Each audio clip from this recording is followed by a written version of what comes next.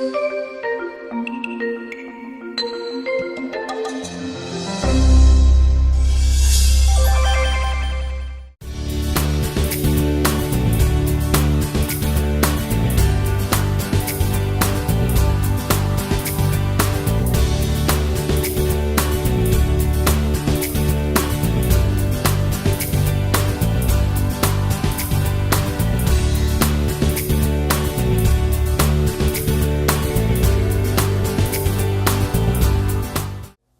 evening and a very warm welcome from everyone at TVapex. I would like to welcome you to this academic evening program arranged by Association of Pakistani Physicians and Surgeons with support of WCOP and hosted by TVapex.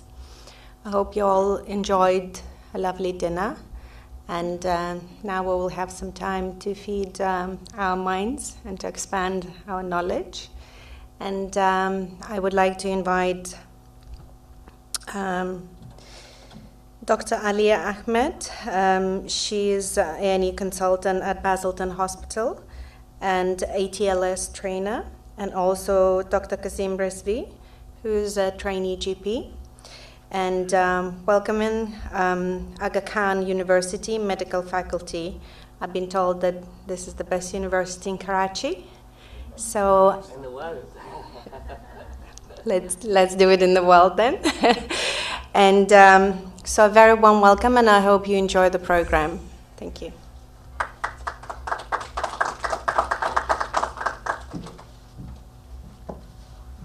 Thank you very much. We're both hosting it. We didn't realize it was going to be the two of us. We're not going to have any jokes because, I mean, as far as I'm concerned, and I think my husband will second that, women cannot make jokes, right? So you have the responsibility of making any jokes, right? I'll try my best. So welcome everybody. My name is Ali Ahmed. I'm one of the A&E consultants in a regional hospital here. I've trained in Fatma Jinnah, and I'm a very proud Pakistani. And I love to come to occasions like this when all Pakistani of different diaspora get together and we share common experiences and we impart knowledge in different ways to each other. So I'm very pleased to say that I'm here and really honored to be. And I'm Dr. Kazim Rizvi. I'm a local GP. I work at the Royal Free NHS Foundation Trust. And just to echo Dr. Alia's words, it's an absolute privilege and an absolute honor to have all of the doctors and all of the healthcare community really to empower us with the knowledge from various different sources. So very looking forward very much to the various guest speakers. And without further ado, I think we can probably invite our first speaker. So I think the first speaker, I think we're going to settle with him, shall we? Yeah, I think so. I think he's a man who is well known to all of us. He needs no introduction. But very briefly, Dr. Suhail Chughtai, he's an orthopedic surgeon. He will be telling us about Medical City Online. So without further ado, Dr. Suhail Chughtai, please.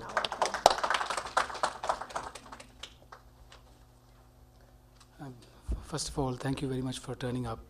Being a weekend for the bank holiday and not easy for people to come out when the Monday is a bank holiday. Traffic was bad. Thank you for coming, the Aga Khan faculty. You have taken special effort to be with us and we really welcome you very much. I welcome you on behalf of two organizations. The Association of Pakistani Physicians and Surgeons. I represent them as the chairperson in south of England and London. So that organization welcomes the Aga Khan University faculty very much. I also want to welcome the guests, all of you, plus the key speaker from the behalf of the World Congress Overseas Pakistanis. They are the organization who have been very prominently reflecting Pakistani diaspora's interests, engaging them, and so they also welcome you very much. I'm their president for UK. Today's event is academic, but in a general sense. So we're not giving you pure medical knowledge, but a medical knowledge with healthcare advice. I want to share one of the projects I have, which entails healthcare in a slightly different way than traditional. So, innovations in telemedicine. The prediction is that by 2025, 35% of world healthcare will be over internet. So 1 in 3 people will be actually seeking advice or getting training on internet. That is phenomenal. That is done by Forbes, because they find that IT is the fastest growing sector, and within IT, telemedicine is the fastest. So the vacuum will be not before 10 years. So there's a constant upscale growth of 175% minimum every year for the next 10 years. So this is important area. You will be either a victim or a provider in this. So I think let me share some thoughts. I've been working on this for nearly 15 years. I've given 15 years of my life to IT, being a Microsoft certified professional. And I want to share some of the thoughts, some of the products which can benefit us as patients and doctors both. So this is the project, Medical City Online. My vision is that there should be one stop on internet, without any gadgets, without any downloading. Just go to laptop, find a doctor, get training from a doctor, share your knowledge with other doctors, or if a doctor is in trouble, like he wants to show you an X-ray, be there available. And this medical city is covering every aspect. I'm going to just touch telemedicine, which is a very small part of this whole project. Telemedicine is basically, as you know, that put all the telecommunication services in one window and all the healthcare services in one box and connect them. So all the telecommunication services, telephone, email, and nowadays one-way video, like you're talking, like this program is being relayed live, that's one way, or two-way communication in real time. All these telecommunication services, and then let's go to the healthcare services, which can be simple advice, which can be prescribing medications, which can be actually planning management, or giving treatment like psychotherapy. So all these healthcare services, all these telecommunication services, put them together. That is telemedicine. Now, why telemedicine? Because it gives you instant access to a doctor sitting in Cleveland Clinic when you're in Sialkot. It gives you access to immediate advice of a psychiatrist, for instance, and you can't take it because there's a stigma in society that you've seen a psychiatrist. So privacy, availability, cost of traveling to Cromwell Hospital, London from Pakistan, and lots of things. I mean, this can be a long list of benefits, and I'll leave it to your imagination. You're all doctors and most of the medical professionals here. Post-operative follow-up, one is important. Patients traveling from Gujranwala to Lahore to show a wound on the shoulder and just taking some advice and going back all the way. Why not have the nurse there and do a telemedicine session and see the wound? I presented in Aga Khan University at the annual surgical conference this topic, that Aga Khan can be a hub and we can have spokes in Sakhar, Hyderabad and all the cities. So patients don't have to travel. Patients who cannot be seen on internet, only they can travel. And imagine how much benefit, not only service provision, financial benefit you will gain, because you will replace the actual appointments in clinic by new patients coming which actually need to see you. Plus convenience, plus you have the archived data in system for research. You can look back at all the consultations, compute it, and see how many patients from that city, that village, got to you under 65 and what kind of problems they had. It's all archived. The benefits are enormous. I've been into this and I can go deeper and deeper, but time is short and we want to give time to the gentleman here. So how to do telemedicine? Now this is important to understand. I want to just take 1 minute of your full concentration. Dr. Alia, when you see a patient, do you take history? Do you think it's important? With experience, people can diagnose a patient merely on the history. Dr. Naim is here, Dr. Ishtiyaq Rizvi, Dr. Rahman Khan, all the colleagues are here. They can tell that history actually can reach you to a diagnosis before you can actually start investigating because of your experience of listening the same answers for the years. So history. Can you not take history on live two-way video? You can. Okay, history is one. What about medical investigations? Looking at CT scans, looking at medical records, and looking at blood tests. They fill the gap of history. You confirm or exclude. You can do that on sharing screen, which I'm going to show you in a minute. So you share the screen between you and patient and discuss investigation, blood test. The third part, that's the difficult one.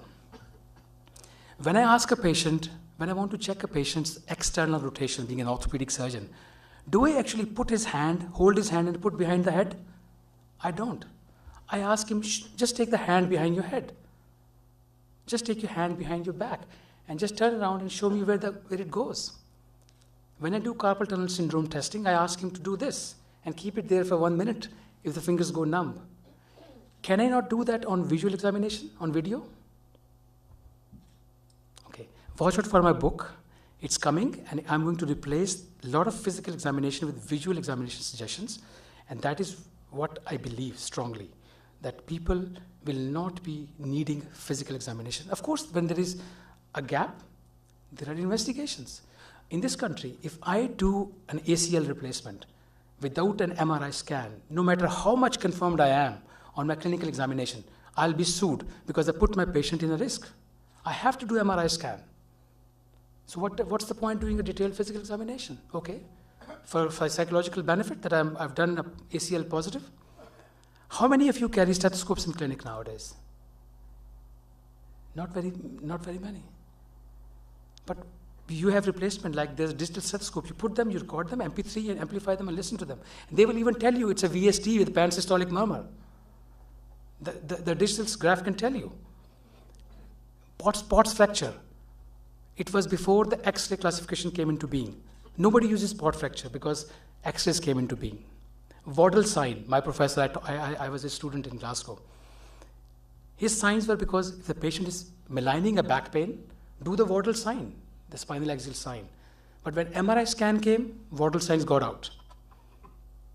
Now is the time for telemedicine. Hutchinson will go out. Chamberlain clinical methods will go out because things are changing. Be ready for that. My prediction, in 5 years, you'll have a different clinical method books, telemedicine examination books. The time is coming, so I think we should embrace that change. We're going to get there very soon. So this is the principle now. History, review, uploaded records, and do the visual examination rather than physical. And wherever you can't reach, of course, this is not for acute patients. I must say that here. It's not for acute medicine. And 75% patients in hospital are chronic medication. In fact, 70%.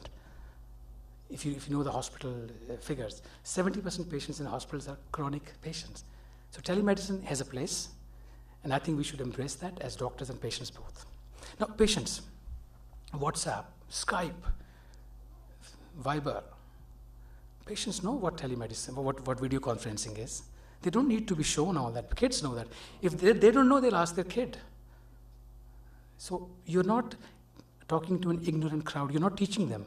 In fact, you might learn from them that this video conferencing can be better. So I have no scare that eventually we are getting there where everybody will be. The system I'm going to show you today, just a video, has the capability of a person who can attach a file on email. That person can learn that system in 20 minutes. We've tested that. You pick a person from the crowd. Can you attach an email? Can you attach a file? Yes, you can. Give him the software. In 20 minutes, as a patient, he will learn it. And that is where it was 2 hours before, then 1 hour, 20 minutes, then I brought it down to 20 minutes. So to save time, instead of me showing you more slides, I want to show you a small video of a doctor-patient consultation. Kind of a maid consultation. It's not a real consultation. Just a couple of screens that this is where the patients register. Then doctor sets up clinic, like date, time from one-off clinic or multiple clinics, and number of slots. So doctor can set up clinic, patient can search for the doctor on the website. Okay, I want this doctor. Book the appointment. Email comes to both sides. And at that time, they click on the link and they start talking. And let's start talking on, let me show you one of the consultations we have recorded here for you.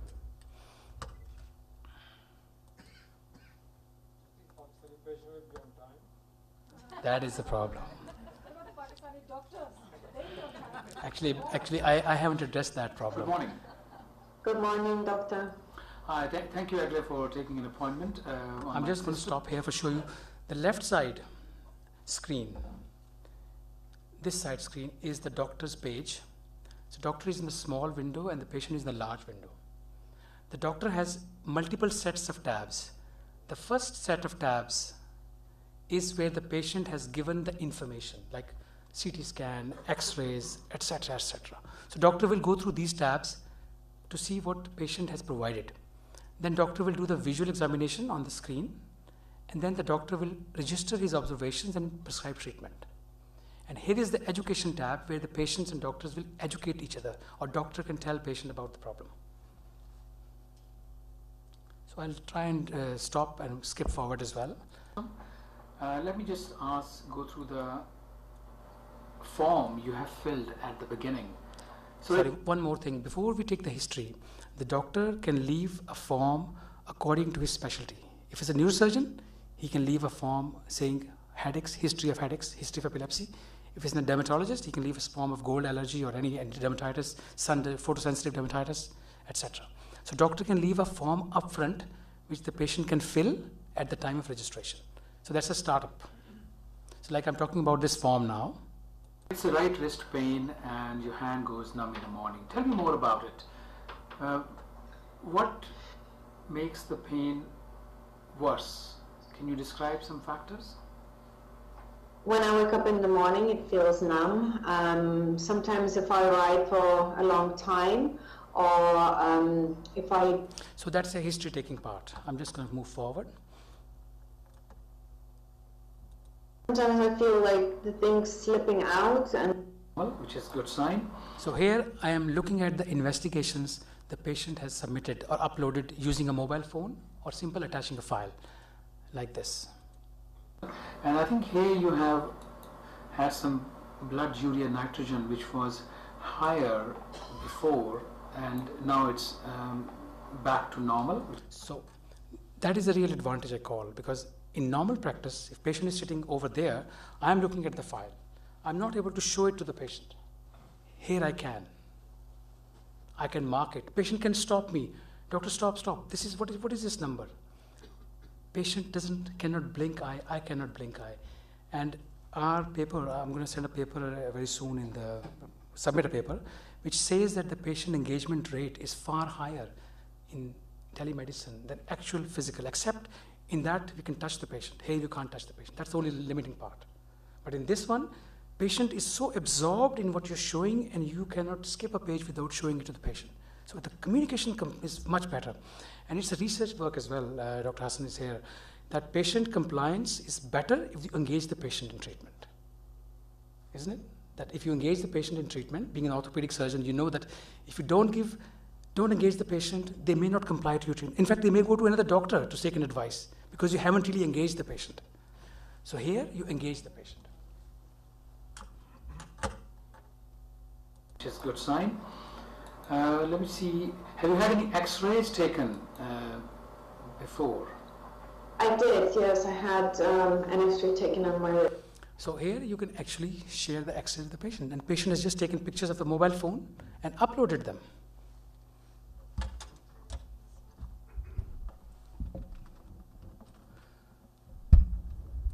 So you can even mark.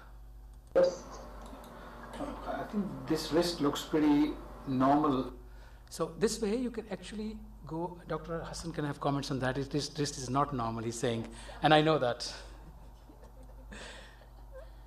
Okay. Do you see any? So here I'm asking a patient to do Tinel sign, which is a sign to tap on the median nerve. While doing so, does it bring out any numbness? So I'm actually showing a picture from the catalog that do that if patient can't understand my sign language. So you can pick up these pictures and ask patient to do the same thing in your specialty, not in orthopedic surgery only, in other specialties as well. Yes, I do.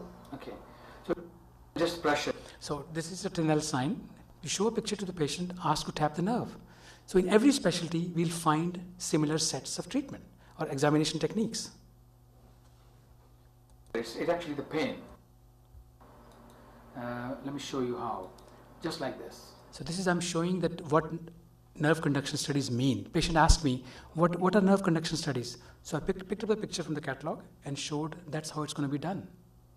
Imagine the level of engagement you have with the patient in this way.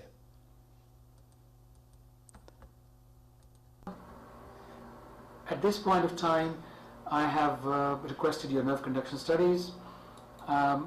Just for the final thing, I'll just look at your past consultations.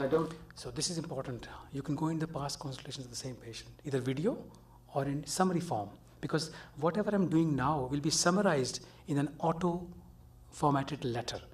So you just press that, it goes to patient, or it stays in the archives, or it goes to the local hospital laboratory for testing, and they will send the results back to you.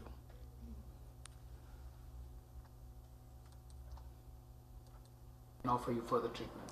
So this is where I'm explaining that what will happen if we do surgery. The patient asks that, I don't want surgery. What happened in the surgery? So I'm trying to explain to the patient with a picture of available. That supplies the thumb and the fingers here.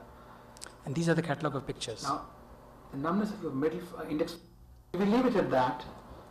That's another method of treatment you're showing to the patient. Any method, that's how you're going to be injection of treatment, resistant. So there's a lot of things. I mean, I don't want to really spend whole time here. I want to have the space for the next speaker. But I tell you what, if you don't learn it now, you will be forced to learn. Let's learn it. Thank you very much.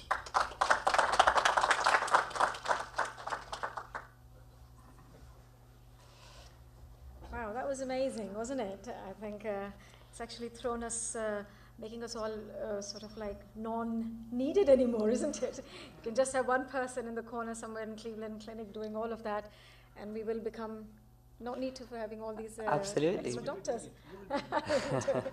It's all very technological, but I think it's very interesting, and you're absolutely right. The way technology is advancing, and our kids are becoming so computer literate and doing it with the back of their hands. It is the way forward. What do you think? Certainly, no. I think it comes across very clearly your passion for telemedicine, Dr. Zahil, and I think just to touch on Dr. Alia's point, absolutely, with the future and with all of the technological advancements, I think more and more the onus and the emphasis is going to be shifted towards visual examination. And, in order to protect appointment times for acute patients and in order to increase the overall efficiency, I think there's certainly a role and a big role to play moving forward for telemedicine. So we will be watching the space, yeah? Right, I think without further ado, should we introduce our next guest? Yep, so we've got a very special guest who's going to be teaching us, or empowering us, I should say, with pediatric cardiothoracic congenital conditions. And it is Dr. Munir Amanullah. And he's also, as well as a pediatric cardiothoracic surgeon, he's also an associate dean at Aga Khan University. So without further ado, we'd like to invite Dr. Munir.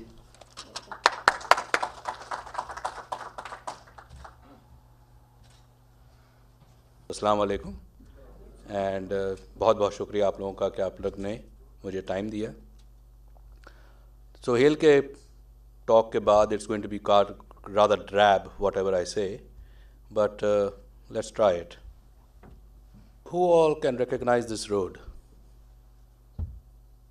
All the oldies can, all the young women can. And one gentleman at the back who probably studied over there.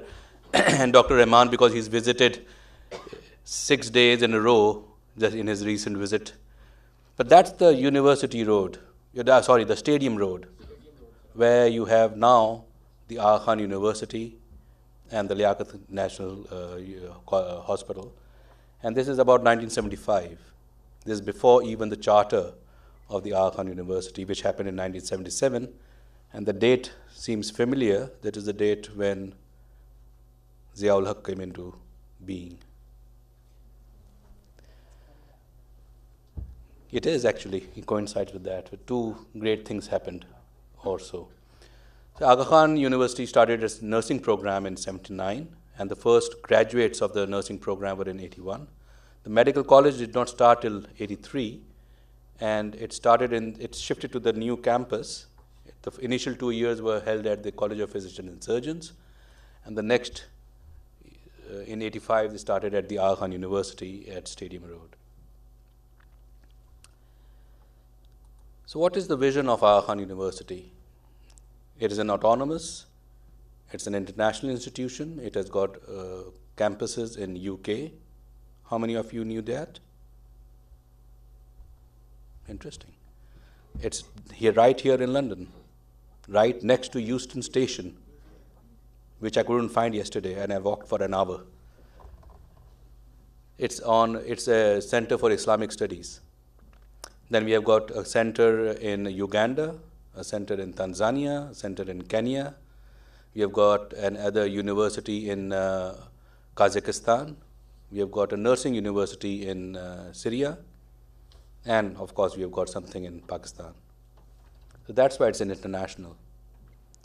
It has developed into an institution of distinction. It has been serving the underdeveloped countries, and especially the Muslim countries. And it has done a lot of innovations over the years. And it is committed to developing human capacities, and that is through discovery and dissemination of knowledge and application through service. That's all from the website. I've copied it. So, okay, I have to go in this direction. Which direction? Or should I use this? Probably better. Yeah. So that's an aerial shot. And what does it show? Why did I put this picture up there? It shows a country with a lot of population as well. But if you see, you've got no greenery, hardly any greenery outside. And then you've got this oasis. And that's what Aga Khan is. It's an oasis of knowledge, an oasis of innovations, an oasis where patient care is of prime importance. So how has Aga Khan contributed over the last 30 years or 32 years? It has been the role model for all the nursing in Pakistan, and it has changed nursing in Pakistan. And in UK alone, there are maybe more than 200 nurses who are trained from AKU. Medical education. We have undergraduate, Dr. Khalid Nawab is sitting over there. He's an undergraduate from the Aga Khan University. Myself, I'm a postgraduate from the Aga Khan University. And it has changed the whole outlook to education in Pakistan, in medical education. We work very closely with CPSP, and the standard of CPSP has improved considerably. And those of you who go there to take exams now has seen a change from what it used to be to now what it is. And Aga Khan has played its part. But mainly it has also had an impact on the hospital management systems. And all over the country now, people are develop the same systems that we have. The biggest example and the most successful example of that is the Taba Heart Institute in Karachi. It is a mini Aga Khan. So we have got about 13,000 alumni. That's a big number in a university which is only about 35 years old. At present, we have over 2,500 students, and we have got more than 13,000 faculty and staff, this is world over, not just AKU. But AKU would comprise about 75% of the whole number. And our core values have been quality, relevance to what needs to be done for the country, for the nation, the impact that we want to have in education mainly and healthcare, and access of Aga Khan University to everyone.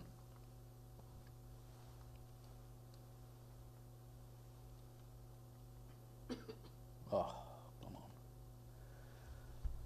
So what have we done? We have assembled the most versatile, innovative, and compassionate team of healthcare providers who are totally dedicated to their patients, whether they are adults or pediatrics.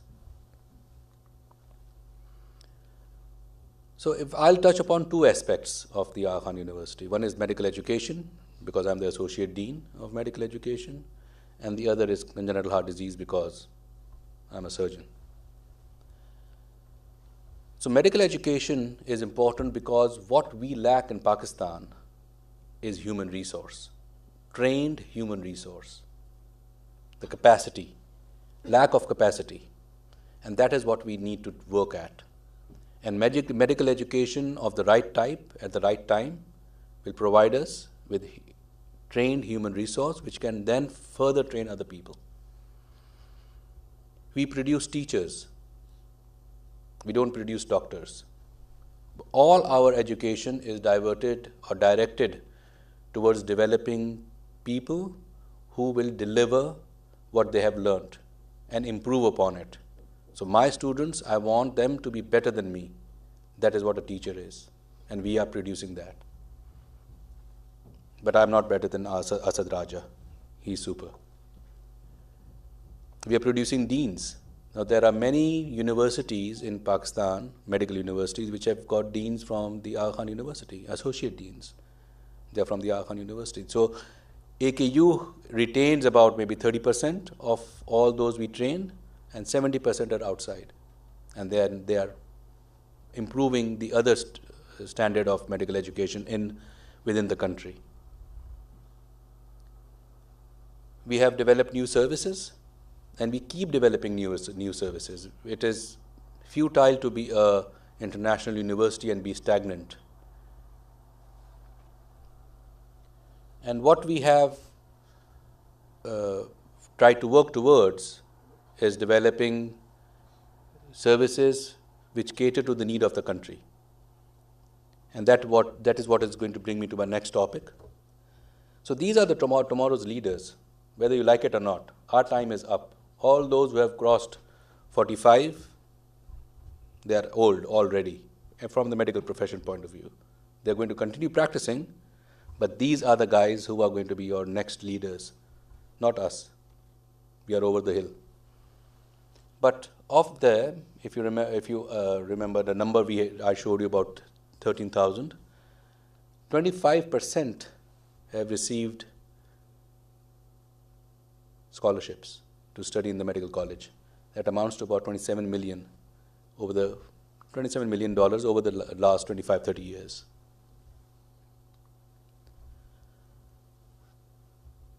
And it's Sohail is not a superhero, but he's produced something which is so good, which is going to revolutionize. And where does he come from? He's come from Pakistan. He's not a Gora. He may want to be one, but he's not. Yeah. And this is from the HSEC, Higher Economic Commission of Pakistan. And it shows they did a very extensive survey. And the Aga Khan University was number 1 in the medical sciences. And Aga Khan University is the only medical university from Pakistan to feature an international level also.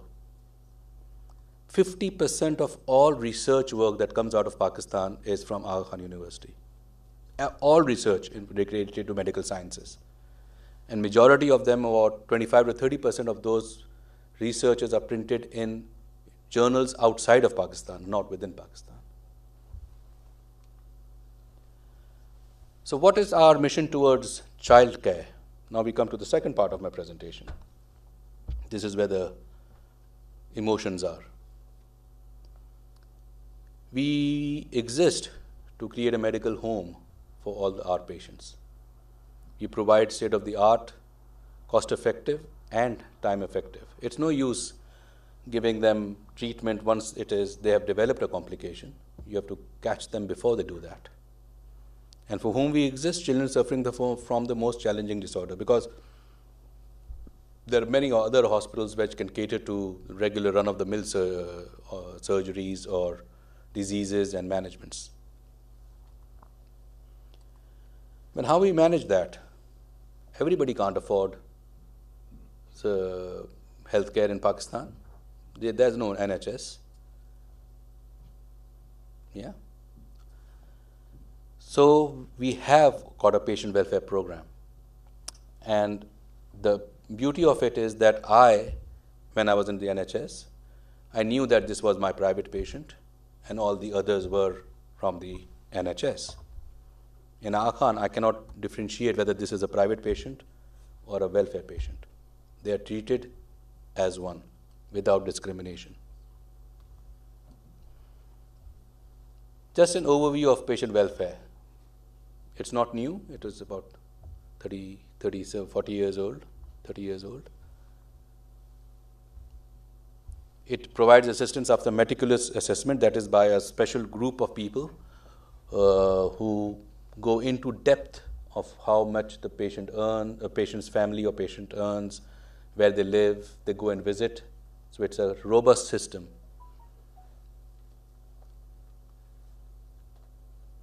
And in 2016 alone, we assisted with 2 billion rupees to the patients. That is, AKU assisted 2 billion rupees. And since inception, about 9.5 billion rupees has been spent on Pakistani patients. Interestingly, if you see, there is a steep curve to what our donations were, and suddenly it's become huge. And in 2017, we are hoping that we'll be hitting 22.5, I think it's a billion rupees. Million dollars, sorry. But what about congenital heart disease? Before you go on, the hospital revenue, so the hospital itself is providing this welfare. So the welfare is 3 parts or maybe 4 parts. One is zakat. Yeah, we all give zakat. One is donations that you give outside of zakat. Third is endowment. So there's an endowment fund which has been created many years ago, but that's a small bit. The major chunk actually comes from what the profit that the hospital makes goes back into welfare. So it is not distributed to me or Ali or anybody else. It goes back within the hospital. And that is how we give it. So if we make £1 million profit, maybe 30-40% of that will go into patient welfare. And the other things will go into developing other systems. Since nobody over here is a pediatric cardiologist or an adult cardiologist, so whatever I say, you will have to believe me. So what we have seen that over the years, this is all other diseases like cancer and diarrhea, infectious diseases, non-communicable, all of those. That has dropped from 9% of deaths in less than 5 year patients down to 2.3%. But if you look at congenital heart disease, it has remained the same over decades. And there is no sign of it reducing because we don't know what the cause is. There is some relation to rubella and radiation and smoking, but in 80 to 85% of the time, there is no known cause. Of course, it is genetically related, and there are few genes that have been identified, but it's just touching the tip of the iceberg. Let me tell you a story. I know it's bedtime, so don't try and fall asleep. 2010 and 2011. After the earthquake, we had another devastation, and that was the floods. And in Sindh, it played havoc. So we had people who were living in tent cities, surrounded by water. They hardly had anything to eat and drink, and all their dependent was on people like us. One of our doctors, she visited that area near Sajawal. If anybody is from interior Sindh, they will know. And she was doing a medical camp. She was shown this girl who was 12 years old.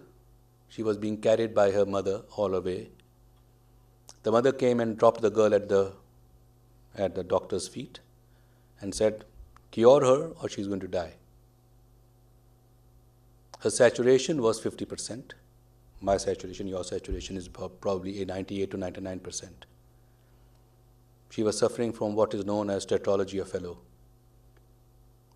And I'm probably aware of that, no? Okay, tetralogy of Fallot is something you have since birth, in which you have a hole in the heart, and one of the valves which allows blood to go to the lungs to be oxygenated is blocked. So there's lack of oxygen, they can't walk, the other organs start getting affected and they ultimately die. She's lucky she was 12 years. They usually die, 90% of them die before the 10th birthday. She had no money. From the name you know that she's Hindu. Can't give zakat to her according to our laws, which we have made. And so what are we going to do with her? So the doctor rings me up and she says that, this is a patient over here. What should I do? They can't do anything else except bring her over and let's see what we can do, because we don't even have a diagnosis. So she's brought over with the help of Pakistan Navy, and we diagnose her to have tetralogy of Fallot. We operate on her with a complete repair. That's day after the operation. In 5 days' time, she was discharged. This is 4 months later. They did not pay a single penny, or in our country, single rupee. Everything was taken care of by 50% by the Pakistan Navy and 50% by the Aga Khan University. So when we went to visit her, when she was there 4 months later, her mother brought a group of children, 4 more, all cousins. They all had congenital heart disease. They all needed an operation. We'll come to that in a while. That's her a year ago. And all those cousins I was talking about, there they are. Kanhaiya, Deepak, Amarvanti, Pooja, and one is missing. But he's around. Nobody died. And that's Dr. Nusrat Farooqi. She's the savior of them. She's the one who brought them to AKU. And AKU, along with Pakistan Navy, contributed by not even taking a single penny from them. But how did we do that? We didn't do it. Pakistan Navy didn't give it from the Pakistan Navy. It was Pakistan naval officers and their wives and their children who contributed. It was not Aga Khan University. It was the contribution that we had made, which I had talked to you about earlier. That's how we saved her life and her cousins' lives and her family's life. And that's changed. And now they came just recently and to ask our permission whether Amarvanti could get married or not. And of course she can. So let's talk about a few facts of congenital heart disease. So the incidence is about 1 per 100 live births, which is about 1% or 0.8%. And like I said, 85% cause is unknown. What is the population of Pakistan? You can raise your hand. A lot. 200 million is the official number going, but everybody knows it's 220 million. Yeah. Okay? And Pakistan has one of the highest birth rates in the world, about 3.4 to 3.5. And if you do a calculation according to a formula, which I don't remember neither, but it comes to that the caseload in Pakistan is 60,000 children being born each year with congenital heart disease. It's not, take a moment, it is not what we have today, 60,000 children, nahi. It is 60,000 children being born each year in Pakistan. So let's just say that, I can't think too much. My maths is weak. Let's go only back 10 years. So in 10 years, we have 500,000 children with congenital heart disease in Pakistan. 20% of them will die within the first month. Another 50% will die within the first 5 years. And what are we doing in Pakistan? We have got only 6 units. The population of UK is what? 60 million, approximately, give or take a few. And how many centers do they have? 10. How many surgeons do they have? 35. How many surgeons do we have? 7. 7 surgeons in the whole of Pakistan to deal with that number of patients. We can't. So what are we doing? We are doing only 3,500 per year. Think what is happening to the remaining 56,500 patients, babies born with congenital heart disease. Imagine. It is mind-boggling. We cannot imagine. We did not even know that it was happening. And yet, once you treat them, they are fine.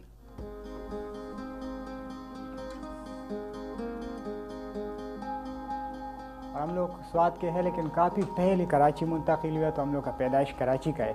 तो वालदा बोलते थे कि भाई बचपन से जब आप पैदा हुए थे तो काफ़ी कमज़ोर सा थे, बीमार सा थे। तो लोगों ने, डॉक्टर ने बोला कि भाई ये दिल में जो है ना बचपन से सुराख होता है। तो उन्होंने बोला कि यार इसमें पैसे लगेंगे, पैसा खर्च होएंगे। तो उन्होंने बोला यार कि चलो बच्चा अब जो है ना घूमता फिर रहा है, अभी कौन ऑपरेशन करेगा, इतना पैसा कहाँ से लाएंगे, क्या कुछ होगा, सीधा साधा लोग थे। मैं 14-15 साल का हो गया, तो मैं जब स्कूल जाता था पैदल तो मुझे थकावट महसूस होता था। तो फिर जब मेरे को पता चला कि यार ऐसी ज़िंदगी तो बेकार है, किसी का मौत में मैं काम आऊँ, किसी का ज़िंदगी में, अपने माँ बाप में, इसके लिए तो मेरे को भाग दौड़ करना पड़ेगा, और मैं तो गरीब तबके का बंदा हूँ, मैं तो बैठ नहीं सकता हूँ। जब मैं आ गया, मुझे दाखिल कराया, तो बस एक रात में जब जैसा बेड मिल गया, तो एक रात में और डॉक्टर मुनीर अमानुल्लाह के पास जो अपना टीम था वो आ गया, कह रहे यार आरिफुल्लाह आपको ऑपरेशन के ले जाते, आपका इजाज़त है। लेकिन मुझे इतना दर्द नहीं हुआ है, कोई मुश्किल। ऑपरेशन हो गया, मेरा आँख खुल गया, मैंने बोला मैंने अल्लाह का शुक्र अदा किया। मैंने बोला चलो अल्लाह ने तो एक नई ज़िंदगी और दे दिया।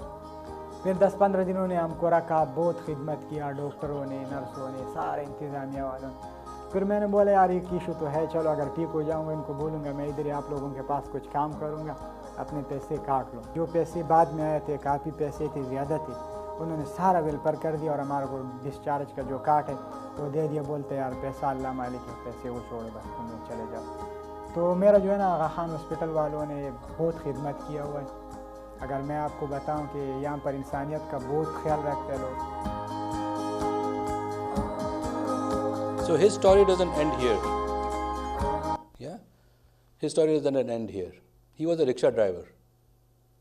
He had previous surgery at another hospital in which they had closed a VSD, but that patch that they used had given way and he had recurrence of the VSD.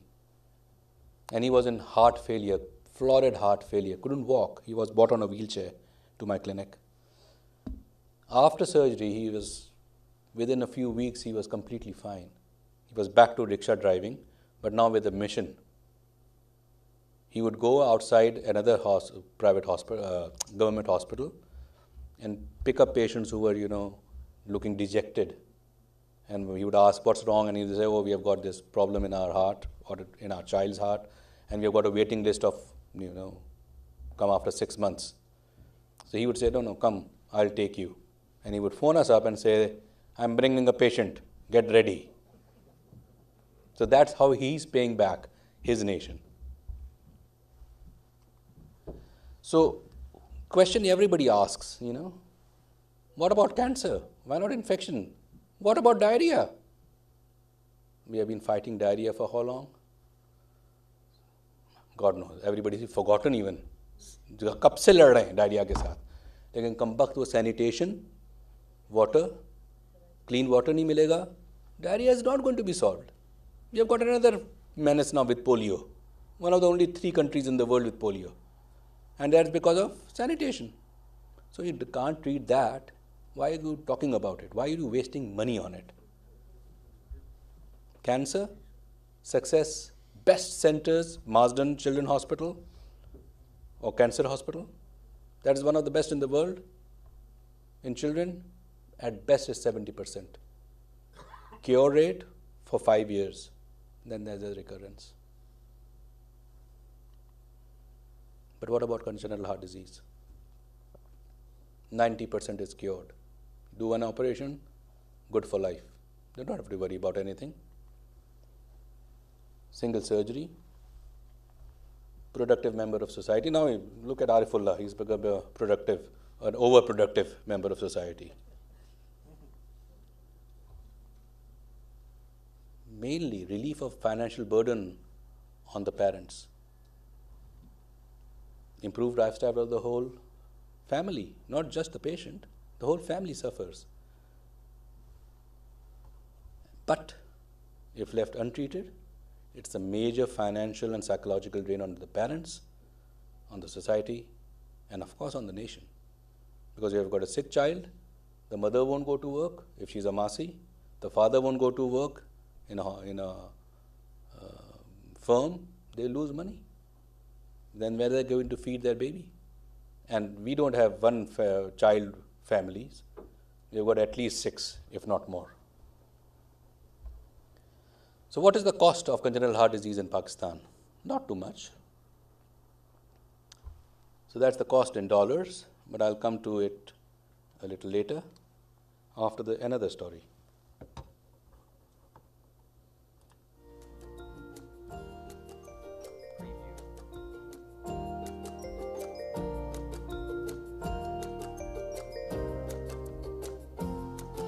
मेरा नाम बिलाल है, 5 भाई है और एक बहन है। 4 नंबर पर मैं हूँ। देर इसमाइल खान आगा खान हॉस्पिटल में 2 महीने पहले आया था। मेरा दिल में सुराख था, अभी मैं इधर आया और डॉक्टर के पास भी गया हूँ, लेकिन इधर बहुत अच्छा ये बहुत अच्छा हॉस्पिटल है। मुनीर अमानुल्लाह ने सच अभी दोस्त बन गए। पहला खेलता था, अभी नहीं। 2 महीने के बाद के उधर हॉस्पिटल में बहुत अच्छा ऑपरेशन हुआ आगा खान में, और अभी कोई दर्द नहीं है या बुखार, सहूलत भी ज़्यादा। सब बच्चे हैं और सब ने मेरा ख्याल रखा।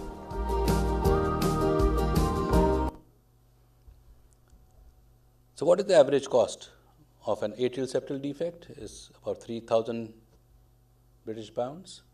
Over here, does anybody know what the cost in UK? It's about 12,000 pounds. Ventricular septal defect, a little more than that. Tetralogy of fellow, or 4,500 pounds. But the patients are totally cured. So why am I telling you all this? You must be thinking that, I'm just shooting off my hip.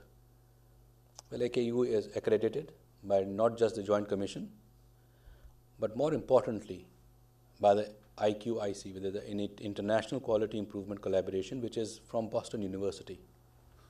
And what they have done, they have divided the world into regions. And we come into the East, Middle East and South Asian region. And there are about 30 units like us. All our surgery data is put into a database, which is worldwide, but centered in Boston. And according to that data, you get a report each 6 months, which you can compare with your region. And they found us to be having the best quality, and that is what they awarded us in 2015. We were the most improved center in our region. That includes India and the Middle East, like Saudi Arabia and all. So what is the way forward? We need capacity building with the improving infrastructure, increasing human resource that we talked about, and increasing the number of surgeries. This is what we project, or what we would like to project. Currently, I am the only surgeon, and I am doing 300 cases. No surgeon in UK does 300 cases, because each center will have 3 surgeons or more.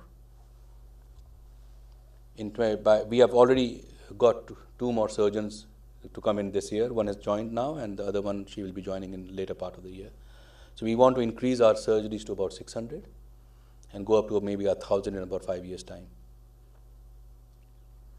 That's still not touching anything. It is just a drop in the ocean, but it is a beginning. And this will not only work in AKU, but this should be translated into other units in Pakistan. That is why it is important that we look at this presentation not for AKU, but for Pakistan.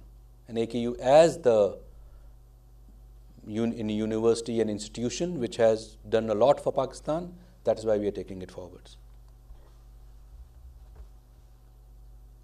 We like to say thank you here, but what is this hand saying? This is a student who gets into Aga Khan University but cannot afford the fees. What are we supposed to do with him? We can help him. What about this child who has got a large VSD? They come from a very poor family. What are we going to do? Let this baby die? Or do something about it? So that is why we need your support. To make a difference, become a friend of AKU, be its ambassador. Create awareness of these initiatives in medical education, in congenital heart disease. Donate, but more importantly, and or equally importantly, support medical education. Develop tomorrow's leaders. That is what we want. That is what we need. That is the need of the hour of the nation, leaders. Thank you very much.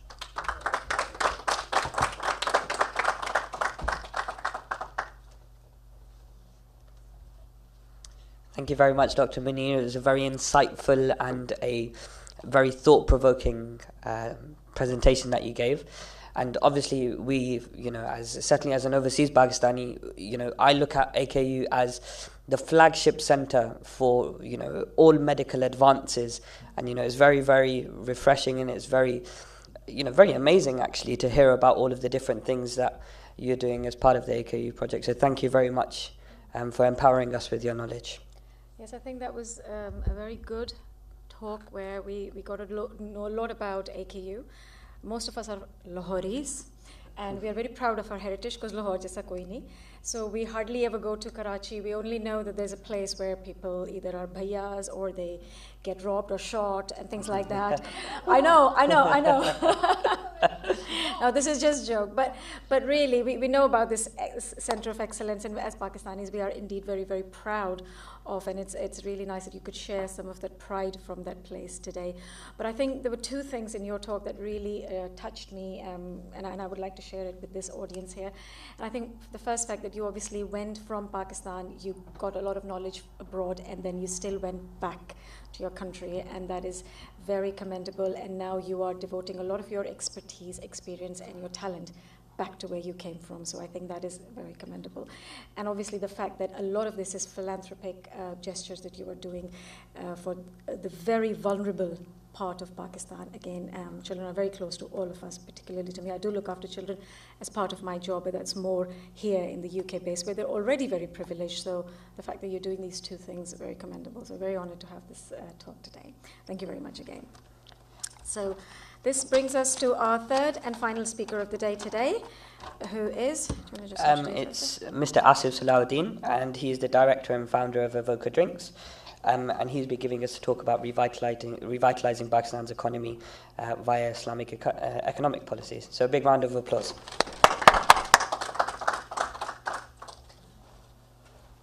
Thank you, बहुत शुक्रिया. Alhamdulillah Rabbil Alameen, Bismillah ar-Rahman ar-Rahim. Assalamu alaikum and good evening. First of all, I'd like to thank the Association of Pakistani Physicians and Surgeons, World Congress of Overseas Pakistanis, and TVapex for organizing this very insightful function this evening and inviting me to attend and speak at this function as well. My presentation is, as mentioned, is on the issue of Pakistan's economy. And this is a vastly huge area, and sections within it themselves are vast areas. So this is basically a brief summary with the aim to introduce key ideas and concepts to be taken away and built upon. It really is a step back from this evening's discussion so far, which has focused specifically and in intricate detail on healthcare, medical issues, Aga Khan University's contribution to healthcare in Pakistan, etc. So this is more of a step back looking at the broader setup, what needs to be done at state level, not just at individual or healthcare specific level, but on a larger societal state level, and what policies really should be enacted to provide the overall setup, the environment in which not only healthcare, medical facilities can prosper and flourish in a country like Pakistan, but other issues as well, educational, infrastructure facilities, etc., etc. So my quick introduction to myself. My background is actually engineering. I'm not from a medical background. And I have a keen interest in finance and excuse me, economical affairs now. This is partly due to the fact I run my own business here in the UK. And we have a soft drinks brand. It's well established in the UK market. We are now venturing overseas, inshallah starting with a launch in Morocco market first. And then not in the too distant future, we'll be looking at projects in Pakistan as well. So, without further ado, what is Pakistan, first of all, in terms of resource? Now, this is something I'm sure many of us are familiar with. Pakistan is a land which is blessed with abundant resources. There's huge hydrocarbon deposits, for example, large coal reserves, gas reserves. Pakistan is a land which is considered to have almost every mineral that exists, like huge gold reserves in Balochistan. Agriculturally, Pakistan is considered a powerhouse in the world. It is amongst the top 10 producing countries for almost all fruits, vegetables, agricultural commodities. Its river irrigation network is one of the biggest in the world, being larger than Russia, itself, the largest country in the world.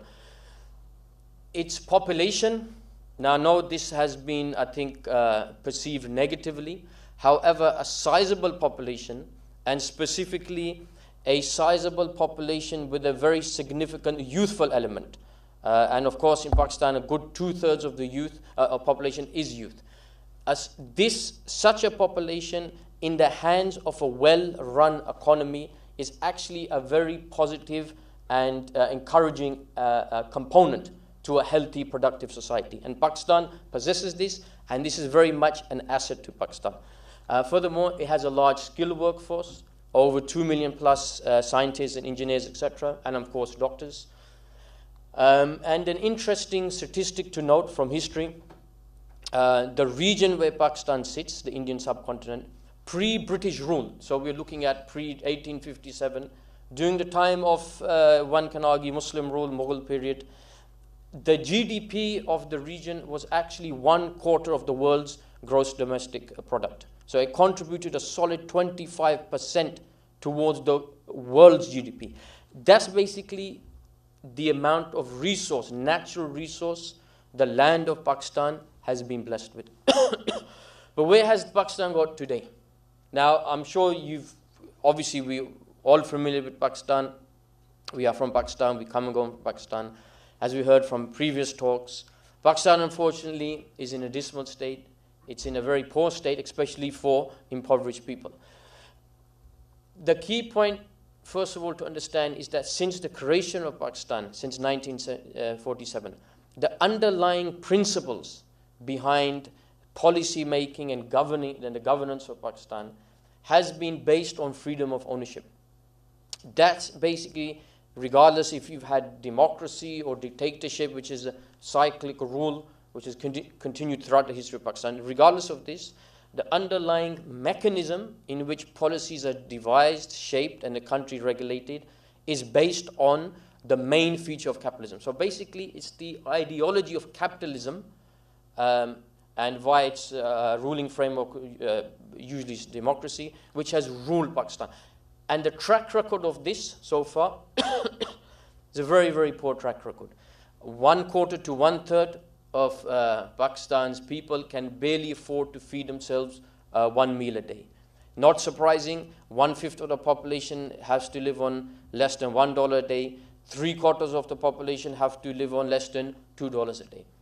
Then an interesting statistic I'm sure people from a medical background very much familiar with. This was reported and highlighted in a fairly recent survey conducted by UNICEF in the country. It found that almost half of Pakistan children are malnourished.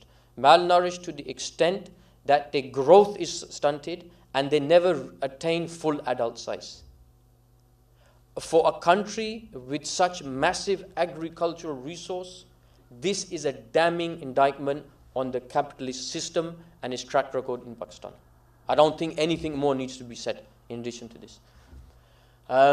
Educational, health facilities, apart from isolated examples, largely they are in a very dismal state. Infrastructure-wise, Pakistan is largely dilapidated.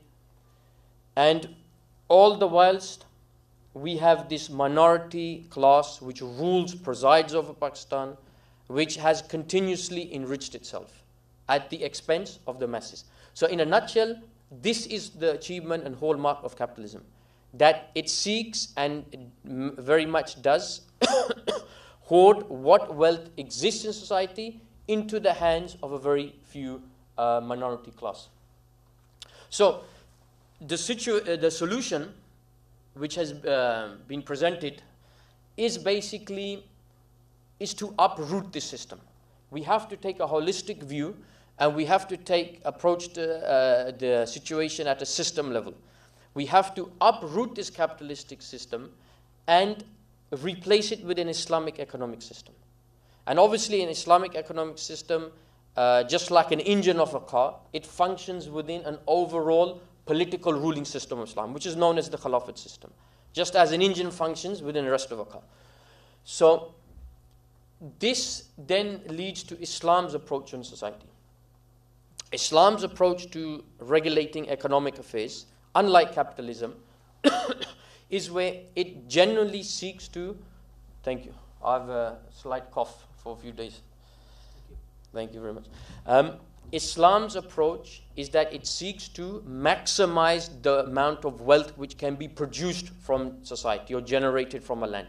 Then, and this is more important, something which capitalism totally and utterly fails in, it then seeks to distribute this wealth or circulate this wealth across all levels of society such that every individual's basic needs are met. This is the objective of an Islamic economic system. And of course, this has roots and basis from Islamic evidence from the Quran itself. And just to look at an interesting example, historical example, in the time of Khalifa Umar bin Abdul Aziz rahimullah, the Islamic society or state encompassed a huge amount of land back then. In fact, it's said to have covered 80% of the civilized world. We're talking at a time when speaking Arabic was seen as a fine pedigree. The youth from Europe was sent to universities in the Muslim world to study. So during this period, when the administrators involved in fund disbursement, they were sent to the far corners of the state to disperse the funds which were collected in Bayt al-Mal to those people who qualified as being impoverished. They actually couldn't find anybody who classified as this. In the end, they had to leave money in baskets outside mosques in places like Africa, which today is almost a continent entirely swamped in poverty. And even then, people did not take this money. And then as a last resort, they had to send the money to Europe to free Christian slaves as a last resort. So this is the extent how effectively an Islamic economic system can work. And of course, it was the Islamic world, I would like to remind, to those who look up to Islam and those who might have some lack of confidence in Islam. It was the Islamic world which introduced the concept of hospitals in Baghdad in about the 12th, 13th century Christian calendar. It was the first to introduce them. Not only did they introduce the concept of treating people collectively under one house, but they also used to pay them salary, look after families, etc., etc., to the extent people were faking illnesses just to be admitted to hospitals. This is how civilized and advanced the Islamic world was. Let us not forget. So, how exactly will Islam go about doing this? What are the Islamic policies which shape a society or state? What makes it so different to the current system in Pakistan today? The first aspect is the approach to leadership. In capitalism, the very underlying principle which is used to derive economic policy is the principle that you have to satisfy unlimited need by limited resource, which of course is an impossibility. And that results in a situation where there's a focus of continuous wealth production for an already enriched class. I'm hoping there are no fans of PPP, Nawaz Sharif, Zardari Saab here, because I've kind of singled them out here. Actually, when you Google corruption, Pakistan, for some reason their faces come up. So I've just copy, pasted and stuck it here. That's it.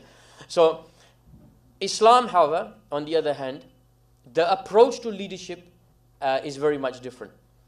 The focus in Islam is to cater for people's needs. That's the underlying principle driving Islamic economic policy. And this is mandated within Islam itself, within Sharia itself. And of course, the approach to being a leader in Islam, unlike sloganeering which we see in Pakistan, कि जी हम सबके servant हैं, हम लोगों को serve करेंगे. In Islam में, genuinely the concept is that the leader is a servant of the nation. He has to serve. He's not there for his CV, his career, for his bank account. He is there to serve the people, because he will be answerable, accountable to people, and he knows he will be answerable to Allah subhanahu wa ta'ala. So it is a heavy responsibility on him, and he is a servant of the nation.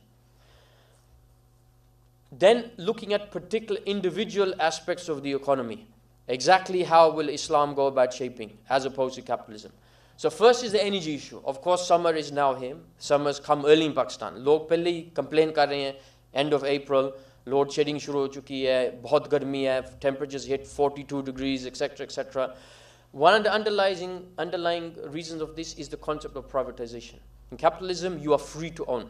So in Pakistan, the resources, mineral wealth, hydrocarbon wealth and resources in Pakistan is subject to private ownership. This gives a rise to, for example, IPPs. IPPs is independent power producers. As the name implies, private companies can come and acquire and take ownership of the state's resources and sell it back to the government at exuberant profit.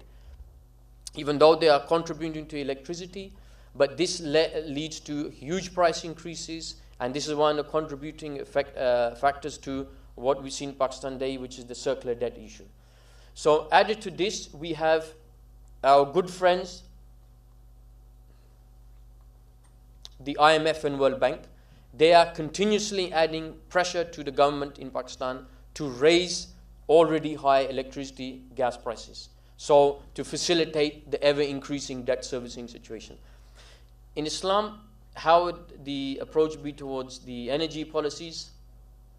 First of all, the fundamental viewpoint in Islam, based on authentic Islam evidence, is that these mineral resources, particularly hydrocarbon and resources which give a rise to energy, which we burn and we generate electricity from, these are actually not subject to private ownership. They actually belong to the state.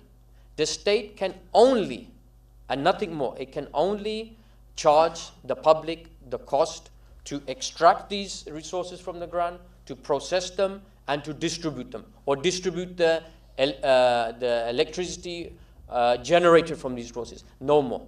So this will drastically reduce the cost of these utilities in Pakistan. Furthermore, with a leadership which has vision and political will, unlike today, it will seek to diversify this energy mix, which is stagnant and largely dependent on outdated things like furnace oil. You will invest in like wind energy. Pakistan has huge wind corridors in southern Pakistan. Solar energy, huge solar potential in Pakistan. Tidal energy. Pakistan has a sizable coastline which can exploit. And of course, nuclear energy. Pakistan, mashallah, is quite considerable and quite now in depth in terms of nuclear know-how and nuclear potential. So next we have taxation and currency.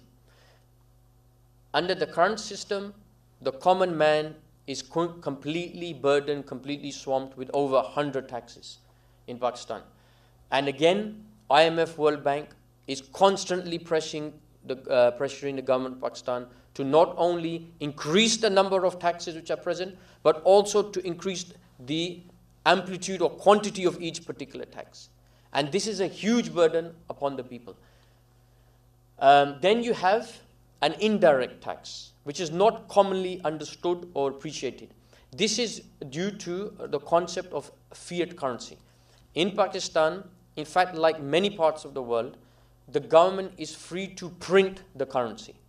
For example, when Zardari's government took over in 2007, Zardari Sahab was asked, how will you generate wealth? His answer was simple, hum rupee ko print karenge. And print he did. In 2007, there was about 1 trillion rupees in circulation. 4 years later, the currency had almost doubled. Now what this means is that freshly printed currency now competes with already existing currency. What that does is, the fresh notes rob the purchasing power of existing notes. And then this leads to inflation in society because the cost of goods and services go up. So does this only cause inflation, but hyperinflation. So we've seen on the ground figures of as much as 10 to 50% year on year. In Islamic system, you can only have a handful of taxes, no more. The state is not allowed, it's bound to only implement these taxes, nothing more. You have land taxes of ushur and kharaj, you have zakat, jizya, and some custom duties. That's it. There are other evidence for the state, you cannot introduce any more taxation. Furthermore, the very concept in Islam towards taxation is different. Under capitalism, you're free to tax what you like. And the most common way is to tax income. So whether you are an individual with a household of 10 mouths to feed at home, you will still be taxed 20%, 30% of your income per month, per quarter, per year. In Islam, it's different. In Islam, you are only taxed on your surplus wealth, which you have accumulated after 1 year. So if you are an individual earning lakhs of rupees, but you are spending everything, you don't have to pay any tax. But if you're a single man, saving, hoarding, doing nothing, no investment, nothing, then you have to pay tax, just 2.5%. That's the approach to Islam towards taxation, the very concept. Then Islam negates the fiat currency, it forbids it. Islam is based on a bimetallic standard, which is basically a gold and silver standard. In Islamic system, you can have paper currency, you can print paper currency, but if you introduce new fresh paper notes into society, these must be backed up with something tangible, something physical, which is gold and silver.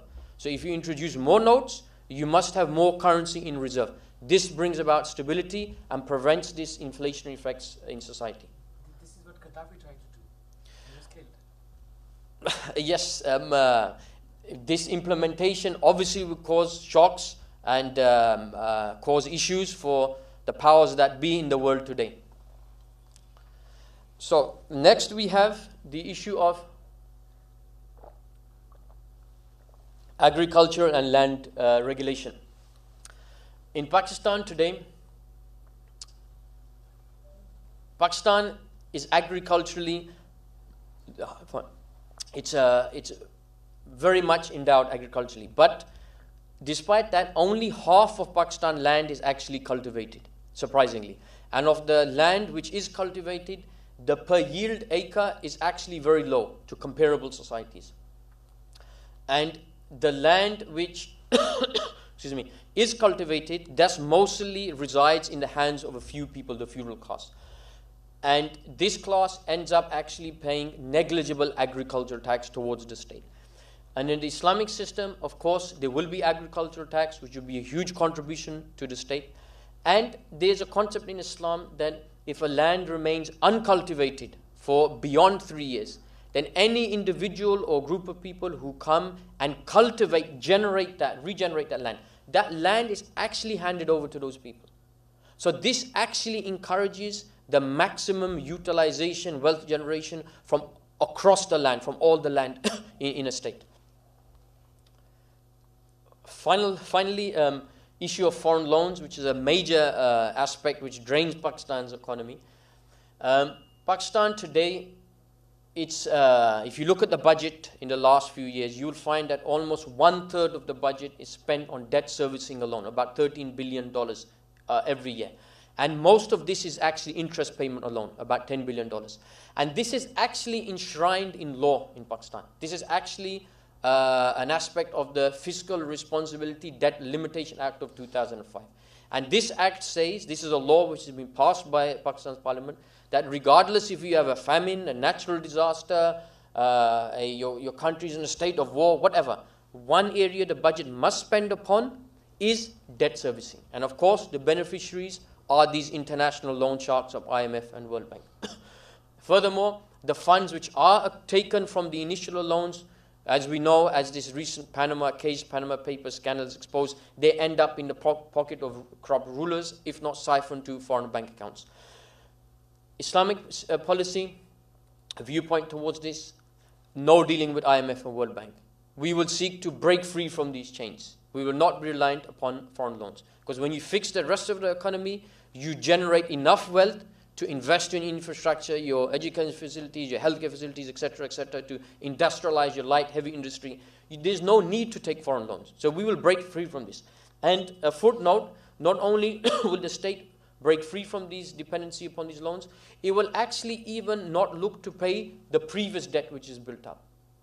Not on some newly established law, but based on historical precedents, known as odious debt. This is a precedent set by none other than the US itself, that debt occurred upon a nation or upon a new government by a previous corrupt government, then that debt, the new government people are not liable for that debt. The previous government or previous rulers should be answerable, not the nation. So this is an established principle, but can only be enforced by a leadership with vision and political will. So, as a conclusion, drastic change is what's needed in Pakistan. We have to look at the situation at the system level. The state of Pakistan has many symptoms, but there's an underlying cancer. That's the system at play. You can treat the symptoms, but you'll be at it all day long. You have to treat the underlying cancer. That's the system currently, the capitalist system in Pakistan. That needs to be treated, it needs to be uprooted, it needs to be replaced. And this can bring system-wide change, and this will seek to make Pakistan not just a country where individual problems are fixed, but generally a country which can develop into a prosperous and regional power. And of course, final point I would like to end with, we highlight the practicalities, the benefits of Islamic policies, Islamic systems. We look at its track record. We think, wow, and it existed for 1300 years. It can exist today. We look at all of this, but fundamentally, as Muslims, we seek to and advise one another to implement Islamic policies, because as Muslims, we are obliged to rule by what Allah subhanahu wa ta'ala has revealed. Thank you very much.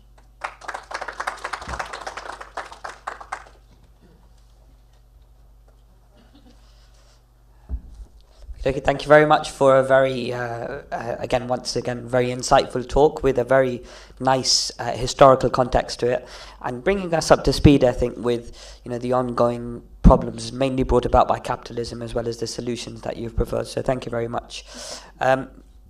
So I think the previous talk, when we talked about the cardiology lecture and everything, and I had this feeling in my heart like, oh my God, I really should be in Pakistan. I'm quite glad that Asif has actually put Pakistan back into perspective. It's homed in some reasons why we are all sitting here. So I hope one day it gives us courage to go back to Pakistan when all our corrupt rulers are not there, and makes it more pleasant for all the expats to hope. Well, maybe not in our time, but it will happen one day. It just has a feeling that it might well do. But anyway, thank you very much for giving that very good talk about the history of Pakistan. So I think today's program is going to come to a conclusion. Once again, we thank all our speakers for their lovely talk in different aspects of medicine as well as Pakistan's issue. And I will bring the host back to conclude the day. Thank you very much, everyone. On behalf of TVapex team, I would like to say thank you to everyone for attending this evening today. Thank you very much for the speakers, providing so much vital information for us.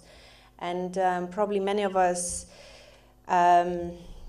it triggered to think, you know, what can we do possibly to benefit, to improve the world, you know, and the life in Pakistan and the health services. And I also want to say thank you very much to Dr. Sahel Chaktai for organizing this evening for all of us. And I am very proud to be working together. You probably recognize me from the consultation.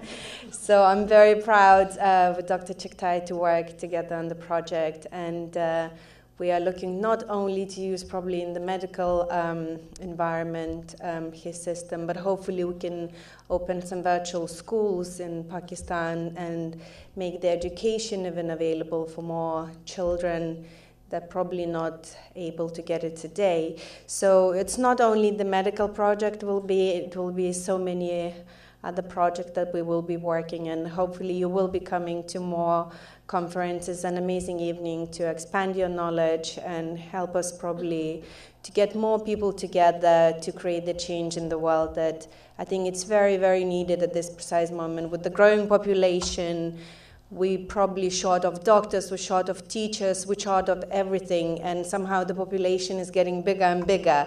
So we need somehow to find how to manage the resources to get more doctors, to get more hospitals, to get more schools, to make education available, to make more doctors, to help people even to find out. I haven't heard about amazing charitable work that you're doing, and I think the worldwide has to find out about that, and I'm sure we could be able to find more sponsors because you are doing life-saving jobs there. So I think we somehow need to create a community that will be talking about all these problems to a wider audience, not only to a selective few who are actually taking the time on Friday before bank holiday to come and join us here. But I want to say a very, very big thank you, and I hope we will be seeing you again and again at our evenings, and we will be creating something together to improve this world and to make it a better place. Thank you very much and have an amazing weekend. Thank you.